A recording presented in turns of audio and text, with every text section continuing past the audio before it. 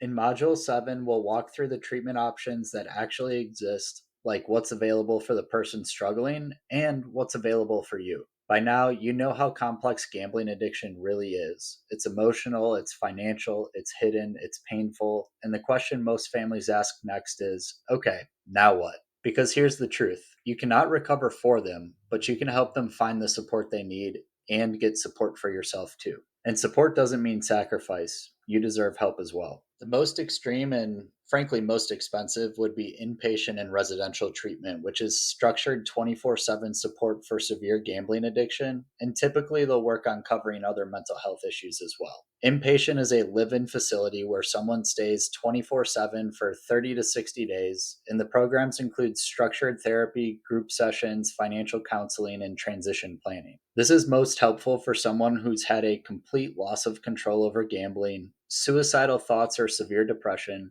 multiple failed attempts to quit, and co occurring disorders that need treatment. Now, very few treatment centers specialize in gambling, so make sure you ask these questions. Do you treat gambling addiction specifically? Do your therapists understand online sports books and modern betting? How many gambling specialists are on staff? What gambling specific therapies do you offer? Again, some red flags to watch for. Very few treatment centers specialize in gambling, so beware of places that say we treat all addictions but can't explain their gambling specific programming or approach, or don't even screen for it. The right inpatient program can be life changing, but gambling expertise matters. Don't settle for a program that primarily treats substance abuse and then merely includes gambling as an afterthought. Once someone completes inpatient programs, they'll typically step down into a PHP or IOP program. However, you can start there as well. A PHP or partial hospitalization program is typically 5 days a week for several hours a day, and it's structured treatment. You get to live at home and you attend treatment throughout the day. Again, typically 6 hours or more. There's individual, group, and family sessions, and it's more intensive than an IOP program, but less than inpatient. Then there's IOP, intensive outpatient programs, typically 3 to 4 days a week for 2 to 3 hours a session. They'll focus on relapse prevention strategies, group therapy and peer support, life skills, and rebuilding relationships, and they can often continue with work or school while attending. These programs serve as crucial transitions in the recovery journey. Again, you'll want to continue treatment after inpatient when you step down from 24/7 care. You may also need treatment before inpatient if you're waiting for a bed. You may look at these options instead of inpatient when 24/7 care isn't needed or accessible. And then lastly, after the initial recovery, the goal is relapse prevention. Again, to reiterate, it is critical to ensure that there's gambling screening. Most programs don't automatically screen for it, so ask directly, do you have gambling specific modules? Will counselors understand sports betting or online casinos? And how many gambling clients have you treated? Individual therapy can also be incredibly effective and likely the most inexpensive, but only if the provider knows gambling. Of course, any therapy will probably be a good thing, especially if there's co occurring mental health issues, but nonetheless, you'll want to make sure that they have gambling expertise. So, again, asking them questions like, have you treated gambling addiction before? Are you familiar with online sports betting or gambling specific behaviors? From a best fit standpoint, you'll want to look at therapists who also work as addiction counselors or DBT/CBT trained providers, trauma informed therapists, or those who have lived experience or specific training in gambling. And yes, you as a family member can and often should seek your own therapist. Finding the right therapist may take time, but it's worth the effort. The connection between client and therapist is as important as their credentials. Don't just settle for someone who doesn't understand modern gambling. Finding a community is important when it comes to creating structure around gambling addiction so that your loved one can reach out and talk to people who live in their world. A very common one is Gamblers Anonymous, very similar to AA or NA. It follows the same 12-step fellowship program. It's also free. Meetings are typically in person or online, and it's actually a very welcoming community. If you live in Chicago and can't find an online meeting that fits your schedule, you'll be welcomed with open arms to a meeting in New York, for example.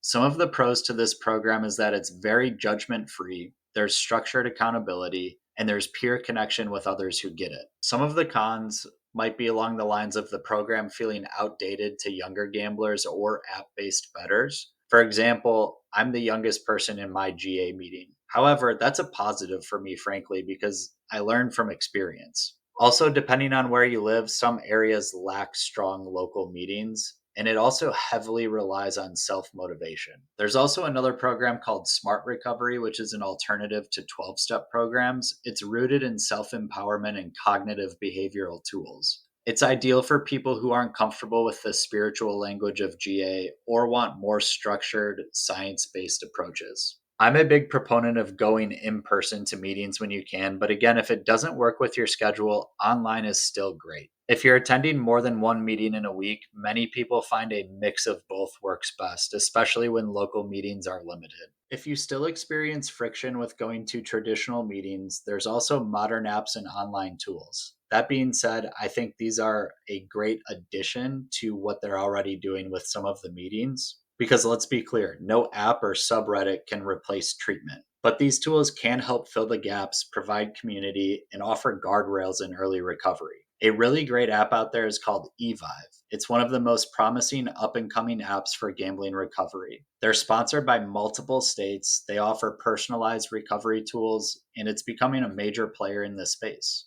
It includes things like check ins for tracking urges, resources for finding treatment, education for gamblers and families, as well as accountability tools built for modern recovery. We've already touched on some of the gambling blocking apps out there that restrict access to betting apps and websites. Again, they're helpful but not foolproof.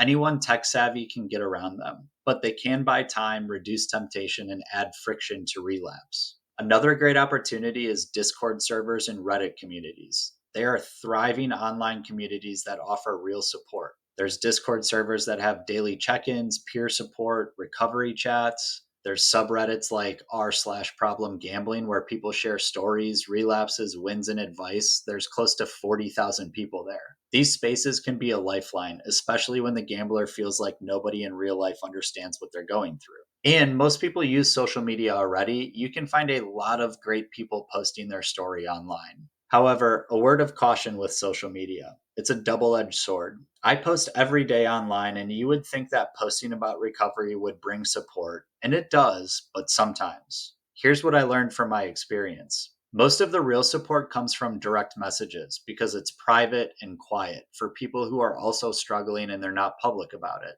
But if you go to the comment sections, they can be pretty brutal. Most of the comments are going to be things like, you're just bitter because you lost, addiction's not real, just stop betting, one more big win and you'll change your mind, you're just a quitter. And that's how isolating this disease can be, even in recovery. So use social media for connection if it helps, but don't rely on it for validation. Stick with trusted communities, real people, and places where honesty is met with empathy, not trolls. It's also important to understand that there are options for you as family members and peers. You're not just a bystander in all this. You're often the one carrying the stress, confusion, and fear. That's why you need support too. A really great option is Gamanon. It's the family companion to Gamblers Anonymous. Gamanon's another 12-step support group for spouses, parents, siblings, and friends of someone with a gambling issue. And what you'll find there is other people who've lived this exact pain, tools for letting go of guilt and enabling, support for your emotional recovery,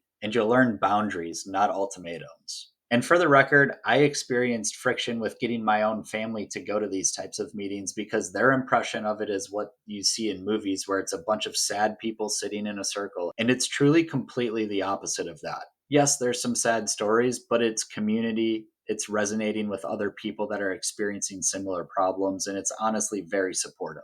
I cannot reiterate this enough. Your own therapy matters, and your healing is just as important as your loved one who gambles. It's going to help with things like setting and maintaining boundaries, especially healthy boundaries with your loved one. You'll learn how to communicate limits clearly without guilt and how to enforce them with consistency, even when it's difficult. Therapy also provides a space to process the emotional manipulation that often comes with addiction. Rebuild your self trust and learn to recognize when your reality is being distorted.